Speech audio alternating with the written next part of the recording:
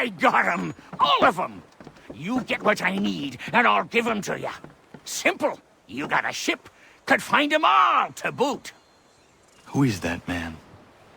Him? Some old salt always on about letters he's got from Captain Kidd. Nonsense, really, but he doesn't hurt no one, so I'll leave him be. Talk to him if you fancy, but be warned he'll chew your ear off. Anyway, the Aquila's here for you. If you should get a pang for the open sea, we'll be waiting.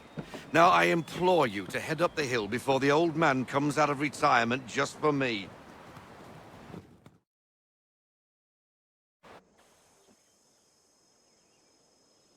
You weeks. And not even a goodbye before you left. Sorry.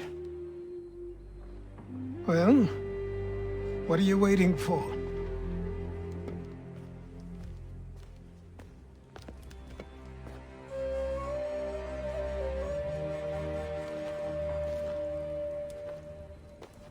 Put them on.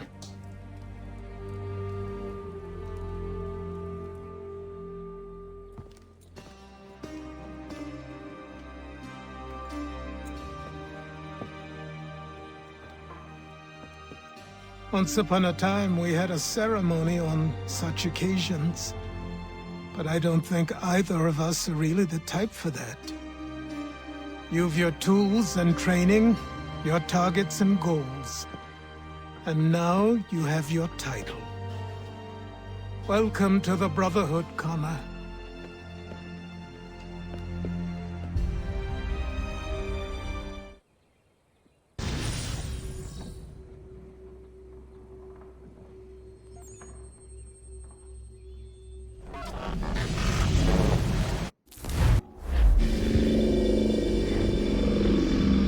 Welcome back, Desmond. You'll be happy to hear there's actually good news for once. Yeah? I've managed to locate a power source, and it's relatively close by. Up for a trip to Manhattan? Is it safe to leave? Abstergo's gotta be looking for us. Obviously it's not safe. Can't exactly sit around here hoping to get lucky, though, can we? We need that power source. Besides, I'm sure you can cook up some way to hide our movements. Maybe. The Templars have access to all kinds of satellites and camera systems. We'll need to find a way to mask our digital signature. I can probably camouflage the van, too. But there's not much I can do for us. That's an easy one.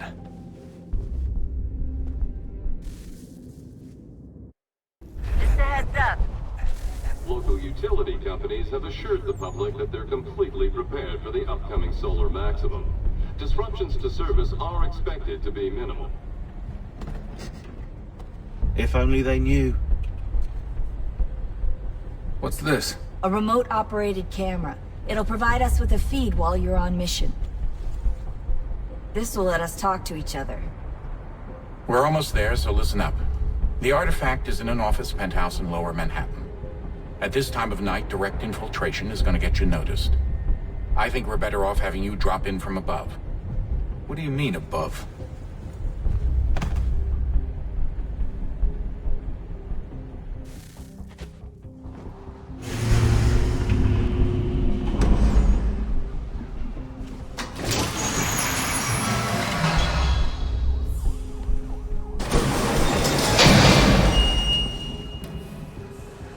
Can you hear me?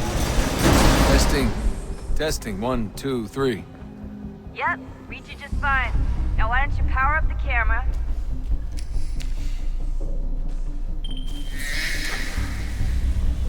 I've got pictures. Running diagnostics. Perfect. I've got a nice, strong signal.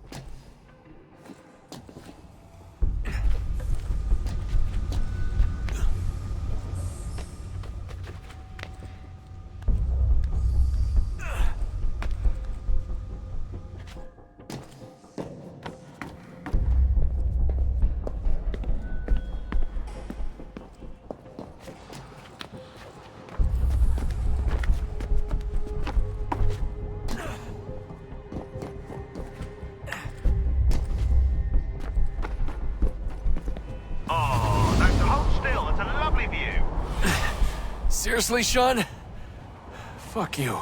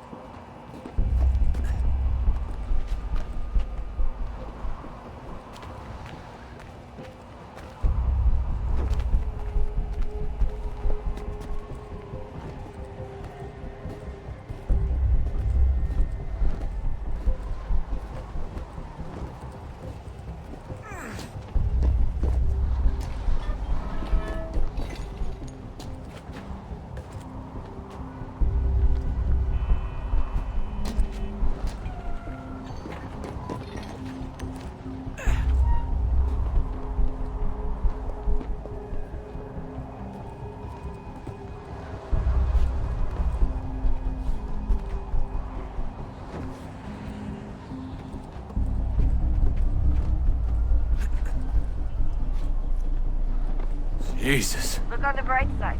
No security to worry about. And on the not so bright side, the slightest misstep means you're effectively paced. Shut up, Sean.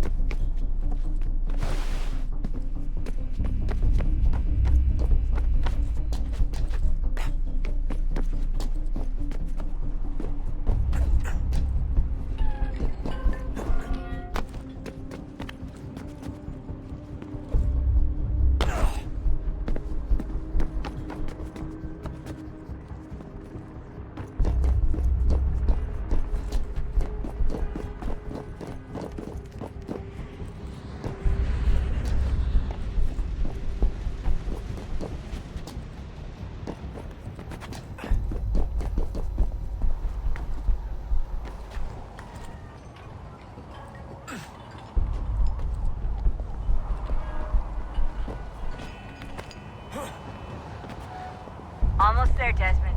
Once you reach the top of the lit-up crane, you should be high enough to make the jump. Should? It'll be fine, don't worry. Well, you might want to worry a little. I'm pretty sure she was high when she was running the numbers. Sean! A joke. It was a joke. Or was it?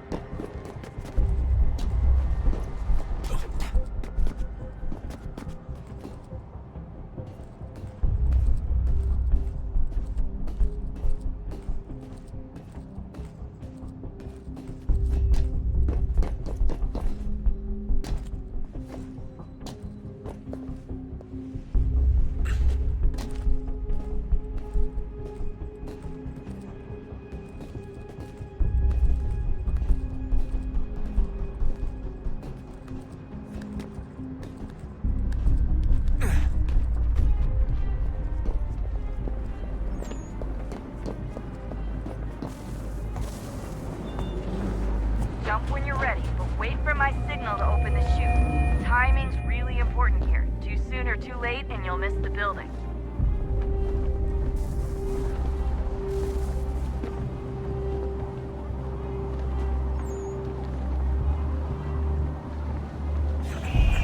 Now, open your chute.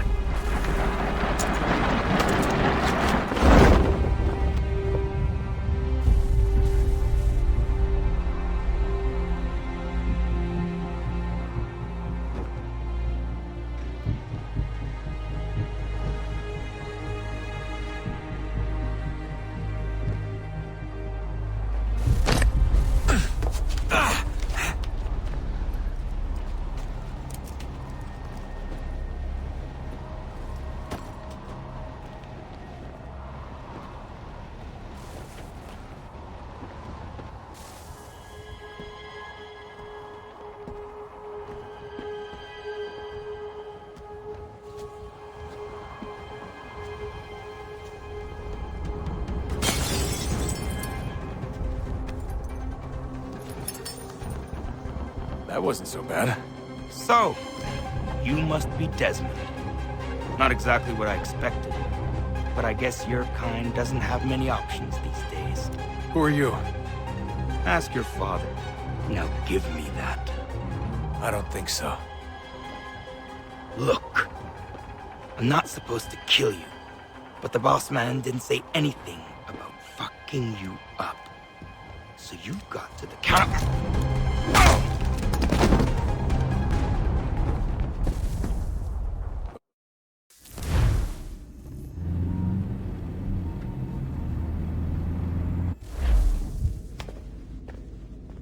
So who the hell is Daniel Cross? Believe it or not, he used to be an assassin. The assassin, the way I've heard it told, but it turned out he was a sleeper agent for Abstergo, programmed to infiltrate and destroy the organization. How did he know you were there? We could be compromised. They must have caught me snooping inside their network and sent Cross to see what we were after. If they were aware of our current location, we'd know. Though, I will say this, it doesn't bode very well for future expeditions. I've set up some cameras topside. If anyone shows up, we'll see it. I'd suggest you go see about finding a socket for that power source. Or we can return to Connor if you prefer. All the artifacts in the world won't mean a thing without the key.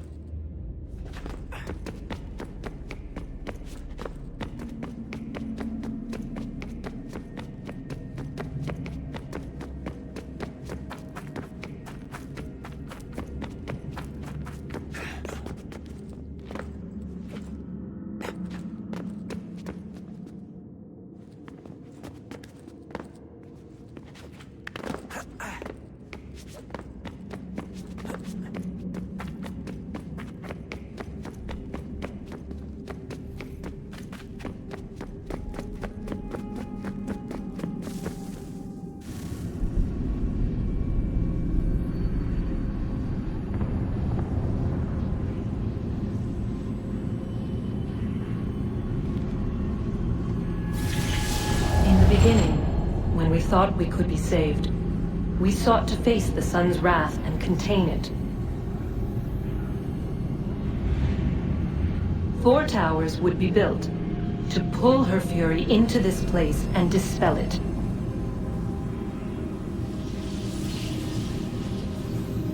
But even with all we knew, with all we had, it would take too long. 1,000 years we could labor and still the work would not be done. The first tower was never completed. The project abandoned. We moved on. But while we labored on other endeavors, a few returned. They thought to automate the process.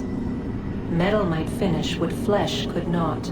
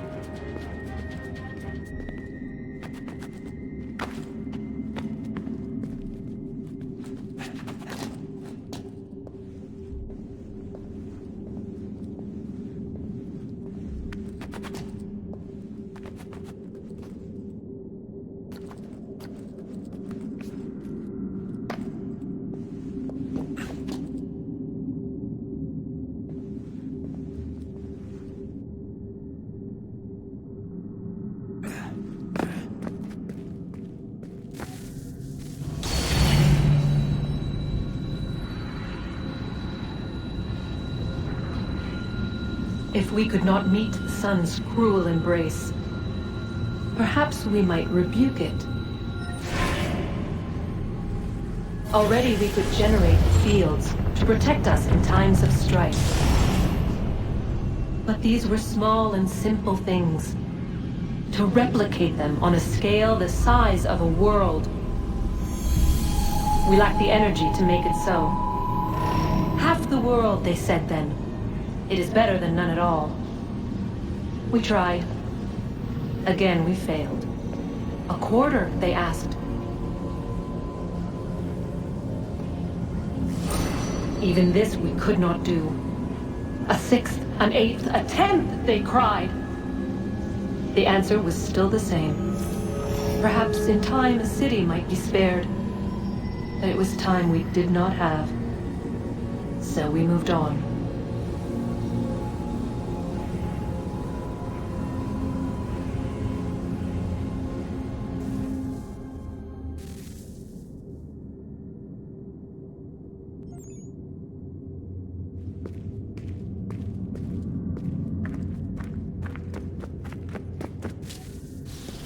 Wonder what's inside.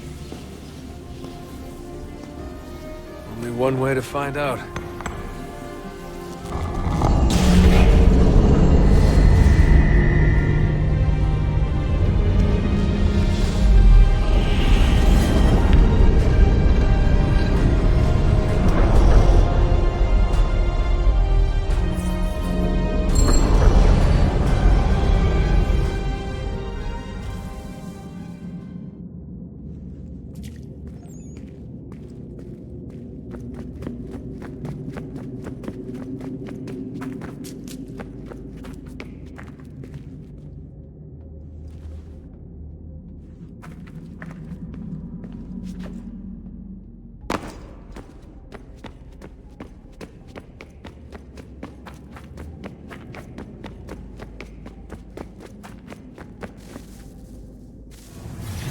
What is a fact?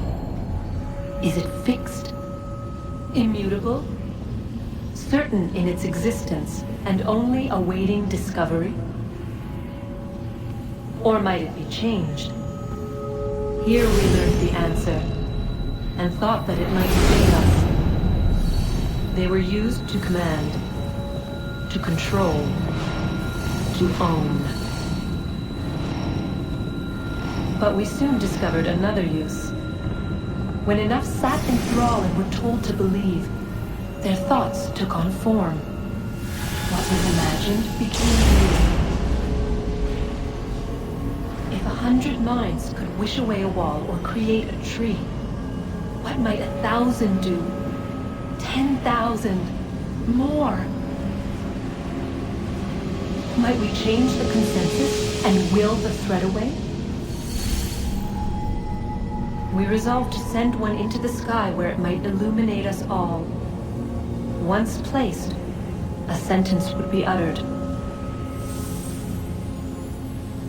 Make us safe. In this way, we would change the consensus. We would save the world. But it never came to be. We sent a dozen of them skyward, but there was no way to maintain control, to direct the beam, to enthrall the world, to speak the words. Though this was strange and dangerous, what we tried next was worse.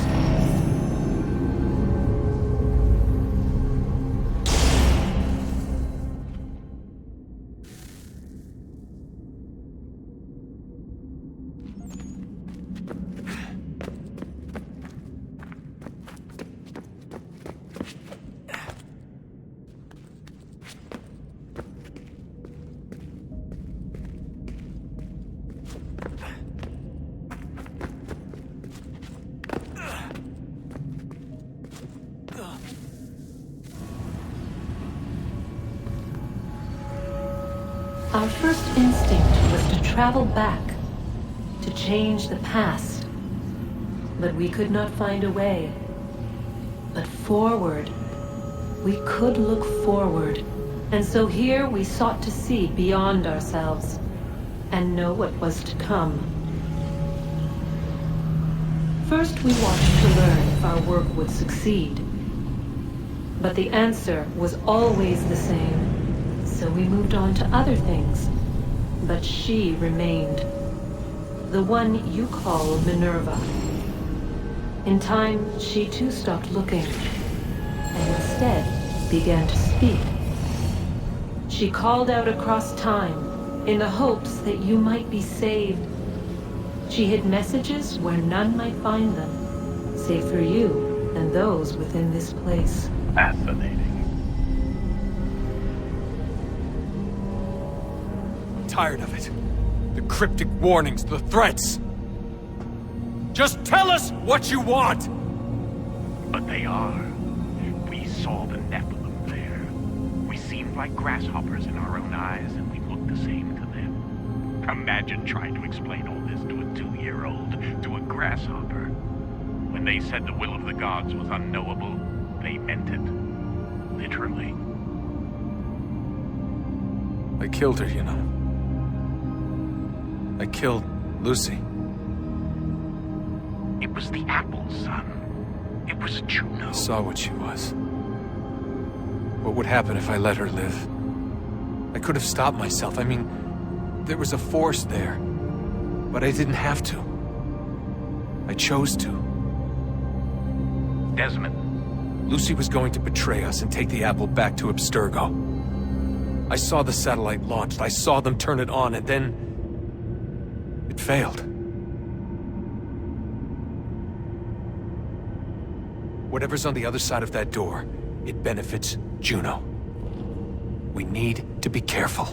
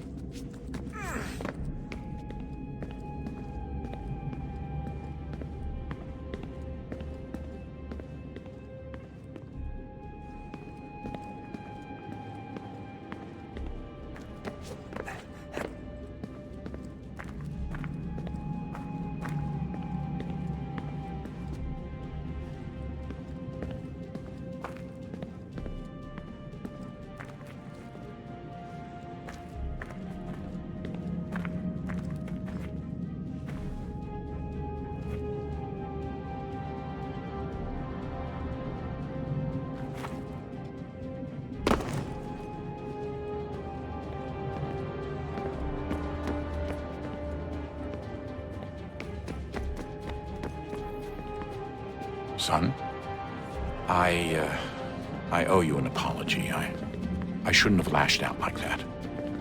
You have to understand, I've never been very good at this. Never mind that we live rather extraordinary lives. Yeah, I kinda liked my ordinary one. You can't escape who you are, Desmond. So I've noticed. Look, it's silly for us to go back and forth like this. I admit, I did a shitty job raising you. I apologize, I'm sorry. But it's important you understand it didn't come from a bad place. You're my son. I love you. I guess I was so busy trying to make sure nothing bad happened, I didn't consider the consequences. Truce.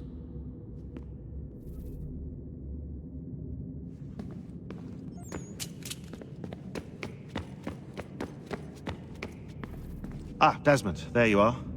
Can I ask a favor? Maybe. When this is all over, I'd like to try turning the dial back on the Animus. Like, all the way back. To the time of the first civilization. You think it would work? There was no real loss of fidelity when you visited Altair. Then again, that was about 1,000 years ago, and I'm looking at going back at least 70,000 more. Sure, I'd be up for it. It'd be interesting to see what things were like back then. Excellent. I think it would prove most enlightening.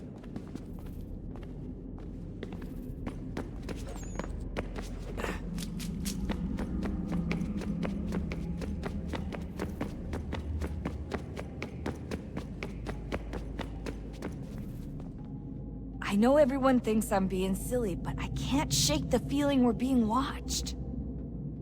We are being watched. By Juno. Or some version of her. Do you think it's a recording? Or is she a ghost? Or something else? Is she talking to us the way Minerva talked to Ezio? No clue. I mean, who knows what else they were working on down here? There's still so many rooms we don't have access to. But do you think she's like literally down here, waiting somewhere, still alive? Still alive? That's mental. That means she'd be at least 75, 80,000 years old? They're powerful, yeah, but not that powerful. They came down here looking for a way to survive. Maybe they found one.